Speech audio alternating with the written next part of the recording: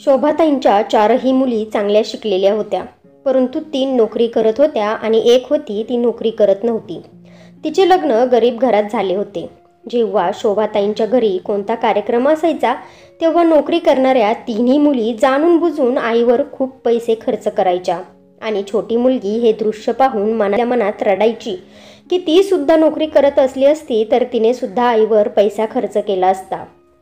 जेव्हा शोभाताईंच्या मुलाचे लग्न होते तेव्हा गरीब बहिणीचा आणि दाजींचा अपमान होण्यासाठी नोकरीवाल्या तिन्ही बहिणींनी भावाला अंगठी भेट दिली. परंतु अचानकच सगळ्यांना आश्चर्याचा धक्का तेव्हा बसला जेव्हा गरीब बहिणीने आणि दाजींनी, आज रविवारचा दिवस होता, सकाळचे 10 वाजले होते, परंतु घरात शांतता होती. शोभाताईंच्या मोठ्या तिन्ही मुली आज सुट्टीमुळे अजूनपर्यंत आपल्या खोलीतून बाहेर निघाल्या नव्हत्या. फक्त छोटी मुक्ताच होती जी घरातली कामं करत फिरत होती. तेव्हाच खोलीतून मोठी मुलगी शिल्पा बाहेर निघाली आणि तिने मुक्ताला आदेश सोडला, मुक्ता, लवकरात लवकर मला चहापुरीचा नाश्ता बनव. आज मला सुट्टीचा दिवस भरपूर एन्जॉय करायचा आहे. तू दिवसभर घरातच असते, त्यामुळे तुला माहितीच नाही की नोकरीवाल्यांसाठी सुट्टी काय चीज आहे. पिवळ्या रंगाचा ड्रेस, डाय केलेले केस आणि चमकती त्वचा. ती आपल्या पगाराचा अर्धा हिस्सा तर आपल्यावरच खर्च करत होती. मुक्ता तिला पाहतच राहिली. तिचा सावळा रंग काळजी न घेतल्यामुळे अजूनच काळा होत चालला होता. संपूर्ण दिवस ती घरातल्या कामातच व्यस्त राहत असायची, त्यामुळे स्वतःवर लक्ष देण्यासाठी तिला वेळच कुठे मिळत होता. शांतपणे मान खाली घालून ती किचनमध्ये जाऊन चहापुरीची तयारी करू लागली. हळूहळू तिच्या दोन्ही बहिणी सुद्धा उठून बाहेर आल्या होत्या आणि आता डायनिंग टेबलवर बसून ओरडत होत्या. मुक्ताचे हात पटापट चालत होते. ती स्वतः मॅट्रिक झाली होती. देवाने तिला डोकं फक्त एवढेच दिले होतं की मॅट्रिकमध्ये ती 2दा नापास झाल्यानंतर बहिणींनी तिच्यावर खर्च करण्यास नकार दिला होता. मुक्ताच्या लक्षात होते की तिने जेव्हा शिल्पाला सांगितले होते की तिला पुढे शिकायचे आहे तेव्हा शिल्पा तिला म्हणाली होती की काय करणार आहे पुढे शिकून, पहिलीच 2दा फी वाया गेली आहे आणि तसेही आम्ही तिघी नोकरी तर करत आहोत. छोटा बंटी अजूनही शिकत आहे. तू घरातलीच कामं करत जा. घरी आई एकटीच असते आणि आम्हाला सुद्धा ऑफिसवरून घरी आल्यानंतर आईचं जेवण तर हवे ना. तू सुद्धा नोकरी करायला लागलीस तर स्वयंपाक कोण बनवेल. शिल्पाचे बोलणे ऐकून मुक्ताचे हृदय तिथेच तुटले होते.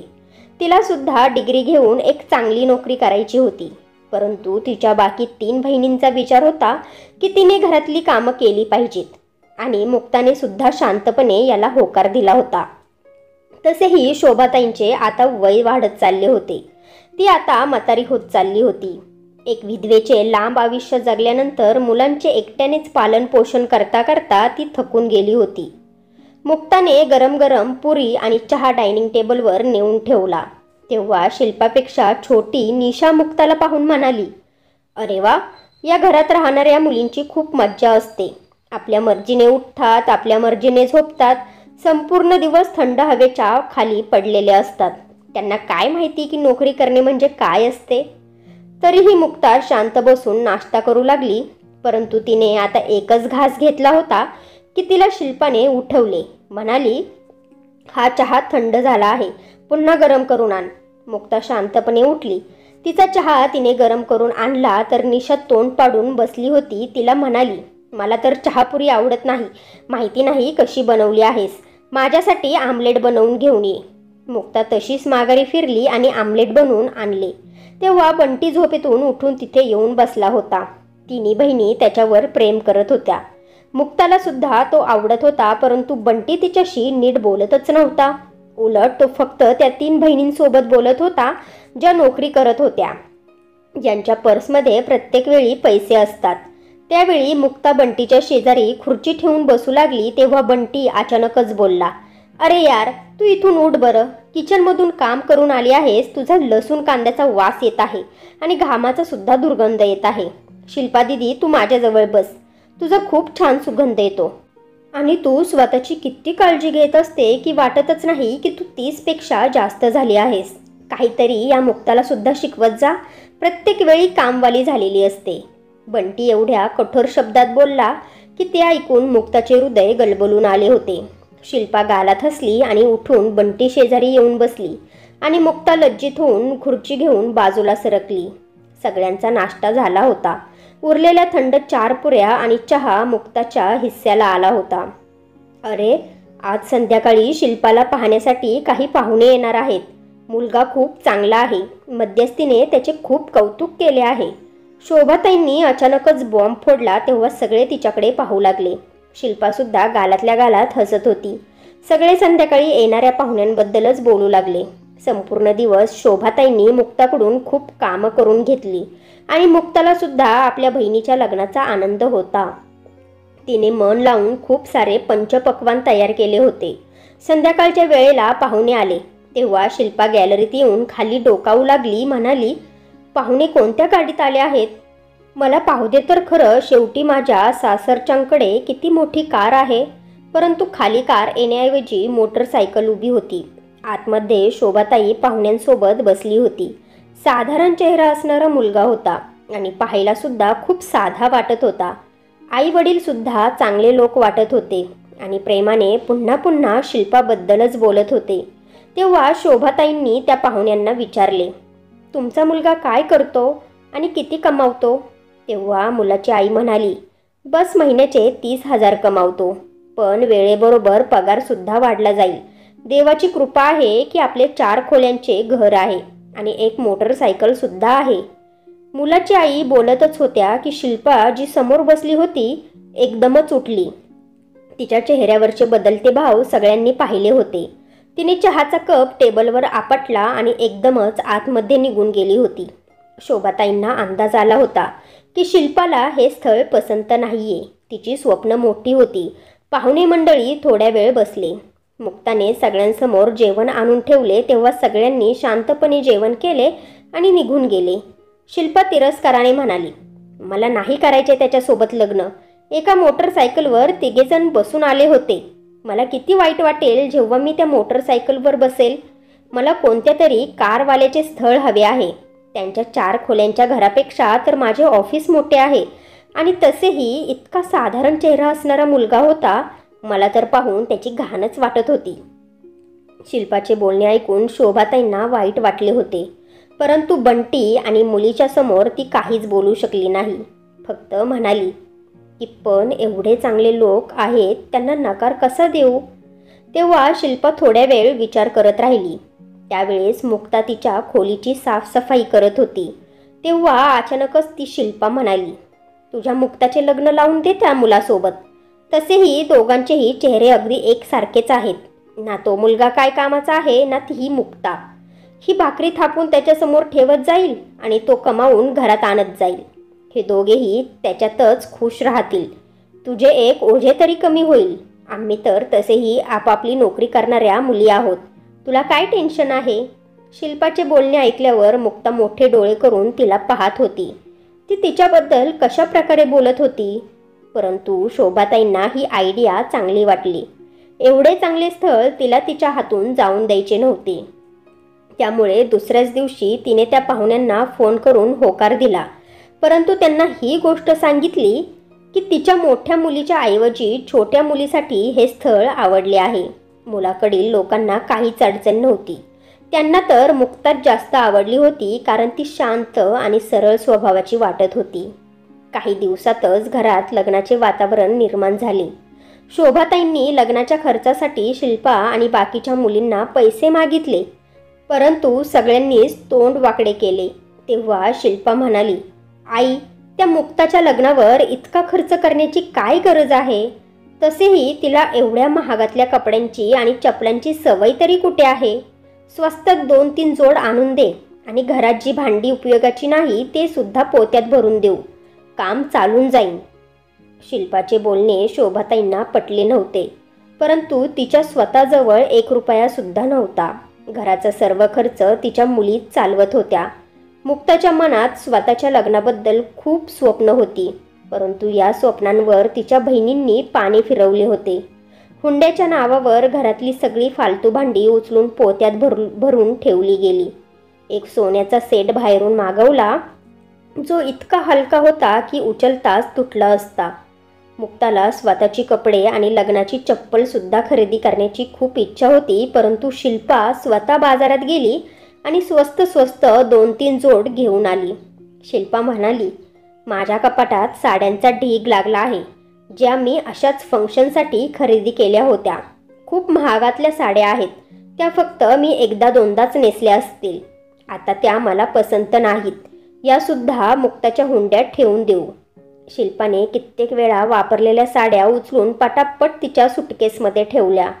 मुक्ता हे सर्व शांतपणे पाहत होती. तिला आईला त्रास द्यायचा नव्हता. लग्नाचा दिवस जवळ आला होता. तेव्हा नवरदेवाच्या लोकांनी हे बोलून माफी मागितली की लग्नाचा शालू ते विकत घेऊ शकत नाही. त्यामुळे मुलीकडच्यांनी जसा हवा तसा आपल्या मर्जीने शालू घ्यावा. हे जेव्हा शिल्पाने ऐकले तेव्हा तिच्या तळपायाची आग मस्तकात गेली होती. ती म्हणाली, आता या महाराणीला 10-15 हजाराचा शालू आणा. आता माझ्याजवळ 1 रुपयासुद्धा नाही. शिल्पा रागाच्या भरात ओरडू लागली. शोभाताईंच्या डोळ्यात लाचारीचे अश्रू आले होते. जेव्हा शिल्पाने पाहिले की आईच्या मनात तिचे महत्त्व कमी होत आहे, तेव्हा फटाफट छोटी निशाला सोबत घेऊन ती मार्केटमध्ये गेली आणि रेंटने शालूऐवजी लेहेंगा घेऊन आली. लेहेंगा खूप छान होता. मुक्ताला तिने खोटं सांगितलं होतं की हा लेहेंगा विकत आणला आहे. लग्नाचा दिवस जवळ आला होता.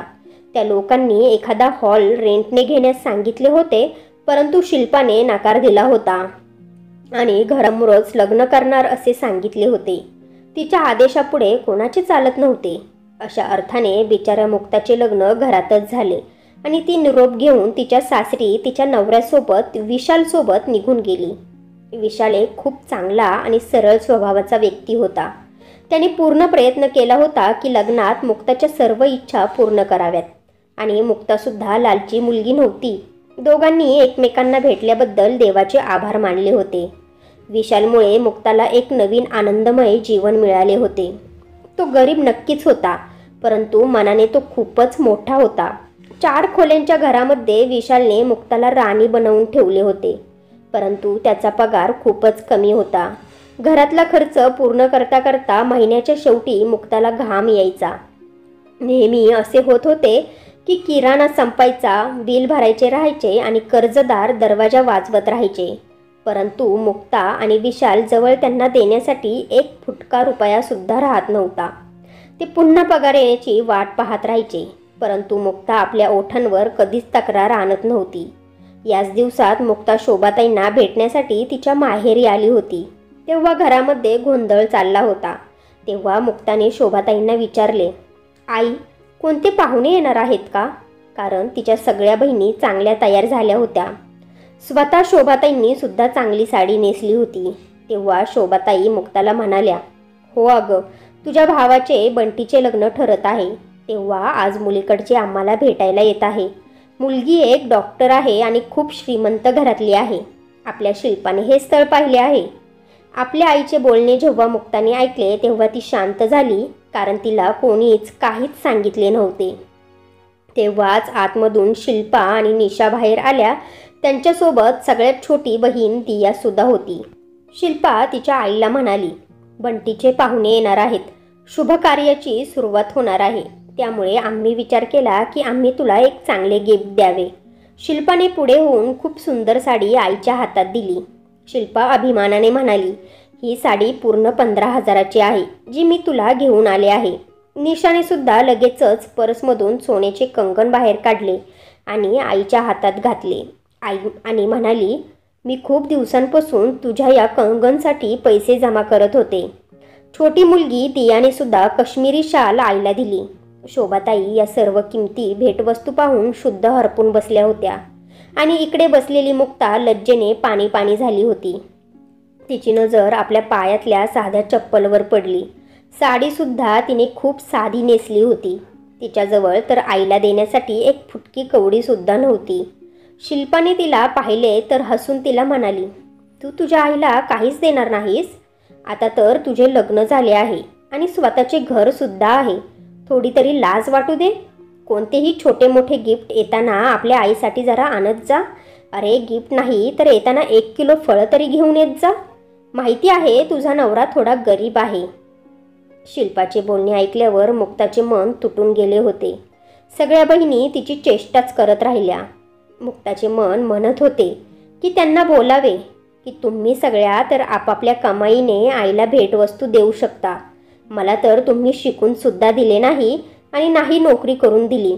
मग माझ्याजवळ पैसे कुठून येणार? मुक्ता फक्त मनातल्या मनात बोलली, कारण नेहमीप्रमाणे ती आपल्या बहिणींना घाबरली होती आणि आज सुद्धा ती शांत बसली होती. घरात लग्नाची तयारी जोरदार चालू होती. जशी मुक्ता घरी आली होती तिच्या सगळ्या बहिणींनी सुखाचा श्वास घेतला होता. किचनमध्ये निशाने चमचा आपटला आणि म्हणाली, आई, माझ्याकडून तर हा स्वयंपाक होणार नाही. त्या मुक्तालाच सांग, तीच बनवेल. असे बोलून निशा बाहेर आली आणि मुक्ता शोभाताईंच्या बोलण्यावरून किचनमध्ये स्वयंपाक करायला आली. बंटीचे होणारे सासरकडील लोक संध्याकाळी येणार होते. मुक्ताने खूप मन लावून सगळ्यांसाठी जेवण तयार केले. संध्याकाळी जेव्हा पाहुणे मंडळी हॉलमध्ये येऊन बसले तेव्हा सगळ्या बहिणी बंटीच्या नवरीच्या आसपास जमा झाल्या. खूप आनंदाने सगळे एकमेकांसोबत बोलत होत्या. मोठमोठ्याने हसायचा आवाज घरात घुमत होता. मुक्तासुद्धा किचनमधून हॉलमध्ये यायला लागली तेव्हा अचानक तिचा हात कुणीतरी दाबला. या अवतारात पाहुण्यांसमोर जाणार आहेस? सगळ्यांना वाटेल की तू कामवाली आहेस. तू आपले कपडे पाहिले आहेस? कोणते तरी थर्ड क्लास बाजारातून खरेदी करून आणले आहेत असेच वाटते. कमीत कमी एखादा माणूस दुसऱ्यांची लायकी पाहून वागतो, स्वतःची नाही तर आमच्या इज्जतीचा विचार कर. शिल्पा तिचा हात दाबत रागात बोलत होती. मुक्ताने घाबरून आपले कपडे पाहिले. ते पहिलेच चांगले नव्हते आणि आता किचनमध्ये काम करून तिचा अवतार अजूनच खराब झाला होता. बाहेर येण्याची काहीच गरज नाही, नाहीतर ते बंटीला नकारसुद्धा देऊ शकतात. शिल्पा तिला ओरडली आणि बाहेर हॉलमध्ये येऊन बसली. मुक्ताच्या डोळ्यात अश्रू आले होते. घरातल्या आनंदात सुद्धा तिला हे लोक सहभागी करून घेत नव्हते. ती किचनमध्येच बसली. बाहेरून बोलण्याचा आणि हसायचा आवाज येत होता. मुलीकडचे लोक बंटीला पाहून खूप खुश होते आणि त्यांनी 6 महिन्यातच लग्न करण्यासाठी जोर दिला होता. मुक्ता किचनमध्ये उभी राहून सगळ्यांच्या मागण्या पूर्ण करत राहिली. जेवणानंतर चहा कॉफी सांगितली गेली ती सुद्धा मुक्तानेच बनवली. जेव्हा पाहुणे निघून गेले तेव्हा मुक्ता शांतपणे किचनमधून निघून बाहेर आली. तेवढ्यात दरवाजातून विशाल आतमध्ये आला तेव्हा शोभाताई म्हणाल्या, अरे जावई बापू, आले तुम्ही? विशालला पाहून तर शिल्पा तिथून उठूनच गेली होती. बाकीच्या दोघी बहिणी सुद्धा तोंड वाकडं करून बसल्या होत्या. आपल्या गरीब दाजींना इज्जत देण्यासाठी कोणीच तयार नव्हते. विशालला सुद्धा लज्जित झाल्यासारखे वाटत होते. मुक्ता सुद्धा लगेच आपली बॅग घेऊन बाहेर आली होती. तिचा अवतार पाहून तर विशाल चकित झाला आणि तिला म्हणाला, तुझे डोळे का सुजलेले आहेत मुक्ता? काही झाले आहे का? तिने विशालचे बोलणे तर ऐकले, परंतु त्याला खोटं सांगितलं की तिच्या डोक्यात दुखत आहे. शोभाताईंना भेटून ती शांतपणे आपल्या घरी आली होती. पूर्ण रस्त्यात ती शांत बसली आणि घरी येऊन सुद्धा ती शांतच होती. विशालला जाणवले की मुक्ता जास्तच शांत झाली आहे. तेव्हा त्याने खूप प्रेमाने तिला विचारले, मुक्ता, काय झाले आहे? तू इतकी शांत का आहेस? तेव्हा मुक्ताने हिम्मत करून विशालला सांगितले की बंटीचे लग्न ठरले आहे. 6 महिन्यातच त्याचे लग्न आहे. अशातच माझ्या सगळ्या बहिणींनी आईला आणि बंटीला काही ना काही भेटवस्तू दिल्या आहेत, पण आपल्याजवळ त्यांना देण्यासाठी काहीच नाही. मुक्ताचे बोलणे ऐकून विशाल एका क्षणासाठी शांत बसला आणि मग म्हणाला, मुक्ता, तुला तर माहिती आहे की ऑफिसची हालत किती खराब चालली आहे. नोकरीतून तर खूप मुश्किलने एवढा पगार मिळतो की त्यातून घर खर्च पूर्ण होऊन जातो. आईची औषधं, बाबांच्या ऑपरेशनसाठी पैसे जमा करायचे असतात. हे सगळं तर मी माझ्या पगारातूनच तर करतो आणि अशातच एवढे महागडे गिफ्ट देणे मला परवडणार नाही ग. विशाल खाली मान घालून लज्जित होऊन बोलत होता. मुक्ता घाबरली. तिला विशालला टेन्शन द्यायचे नव्हते. तसेही विशाल किती चांगला होता, तो तिची किती काळजी घेत होता आणि अशातच अशा मागण्या करून मुक्ताला त्याचे मन तोडायचे नव्हते. मुक्ताने दुसरा विषय काढला आणि थोड्याच वेळात ते दोघेही आनंदात त्या दुसऱ्या विषयावर बोलत होते. परंतु मुक्ताने मनातल्या मनात विचार करून ठेवला होता की कशा प्रकारे बंटीच्या लग्नात तिचा आणि विशालचा अपमान होणार नाही. लग्नाची तयारी जोरदार चालू होती. शोभाताई रोज फोन करून मुक्ताला घरी बोलवत होत्या. बंटीचे लग्न खूपच धूमधडाक्यात करण्याचा निर्णय घेतला गेला होता. शिल्पा, निशा आणि दिया तिघींनीही खूप सुंदर आणि महागातल्या ब्रँडेड साड्या ऑर्डर केल्या होत्या. सोबतच शोभाताईंना सुद्धा महागातली ब्रँडेड साडी मागवली होती. शिल्पा प्रत्येक गोष्ट मुक्ताला दाखवून तिला चिडवायची आणि म्हणायची, हे बघ मुक्ता, तू बंटीच्या लग्नात कोणती साडी नेसणार आहेस? खरेदी केली आहेस का? हे बघ, जर तुझ्याजवळ खरेदी करायला पैसे नसतील तर मला सांग, मी माझी कोणती तरी छान साडी प्रेस करून ठेवते. ती तुझ्या नवीन साडीपेक्षा सुद्धा चांगली असेल. लोकांच्या समोर आमची इज्जत घालवू नकोस. शिल्पाचे बोलणे ऐकल्यावर मुक्ता नाराज होत असायची. तिचा अपमान करण्यासाठी तर तिच्या बहिणीत सगळ्यात पुढे असायच्या. तसे तर बाकीच्या लोकांना काय करायचे होते की ती काय घालणार आहे आणि कशी दिसणार आहे, पण तिच्या बहिणी ही गोष्ट समजू शकत नव्हत्या ना. घरातली कितीतरी कामं शिल्पा आणि निशाने मुक्ताकडूनच करून घेतली होती. शोभाताईंना दुःख व्हायचे, त्या नकार द्यायच्या, पण शिल्पा त्यांच्या कोणत्याच बोलण्यावर लक्ष देत नव्हती.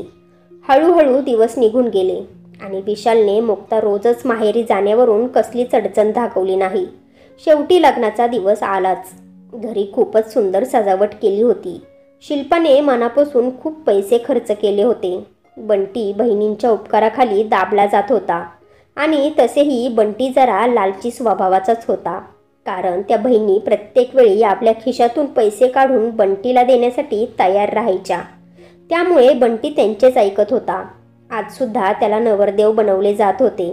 सगळ्या बहिणी त्याच्या आसपास फिरत होत्या आणि मज्जामस्ती करत होत्या. मुक्ताला जाणवले की दुसऱ्या बहिणी जेव्हा बंटीसोबत बोलत होत्या तेव्हा बंटी त्यांना हसून उत्तरं देत होता, परंतु मुक्ता जेव्हा बंटीसोबत बोलत होती तेव्हा तो तोंड वाकडं करत होता. अरे, विशालदाजी नाही आले का? शेवटी बंटीने मुक्ताला विचारलेच. तेव्हा निशा जोरजोरात हसत म्हणाली, येत असेल आपल्या त्या 2 कवडीच्या फटफट करत मोटरसायकलवर. ते कुठे लँड क्रुझरमध्ये येत आहे की तू त्यांची वाट पाहत आहेस? निशाचे बोलणे ऐकून सगळे मोठमोठ्याने हसू लागले. मुक्ताला खूपच लज्जित झाल्यासारखे वाटत होते. बंटीला नवरदेव बनवले गेले होते. सगळेजण लग्नाच्या हॉलवर निघू लागले तेव्हा विशालसुद्धा आपल्या घरच्यांसोबत पोहोचला. लग्नाचा हॉल जवळच होता, जिथे मुलीकडचे लोक त्यांची वाट पाहत होते. लग्नाच्या हॉलमध्ये पोहोचताच मुलीकडच्या लोकांनी छान प्रकारे त्यांचे स्वागत केले. मुक्ता शांतपणे सगळ्यांच्या मागे मागे चालत होती. ती या श्रीमंत लोकांचा हिस्सा वाटतच नव्हती. 7 फेरे झाल्यानंतर बंटीला नवरीच्या सोबत बसवले गेले. शिल्पा, निशा आणि दिया महागातल्या साड्या आणि फुल मेकअप केलेल्या चेहऱ्यामध्ये खूप अभिमानाने बसल्या होत्या.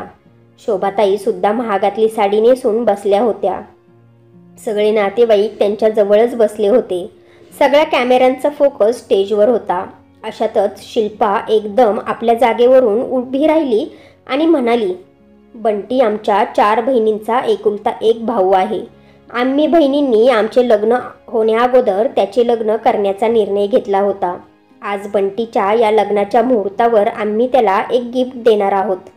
शिल्पाच्या बोलण्यावर सगळे नातेवाईक उत्साहाने स्टेजकडे पाहू लागले. सगळ्या बहिणी बंटीजवळ जमा होऊ लागल्या.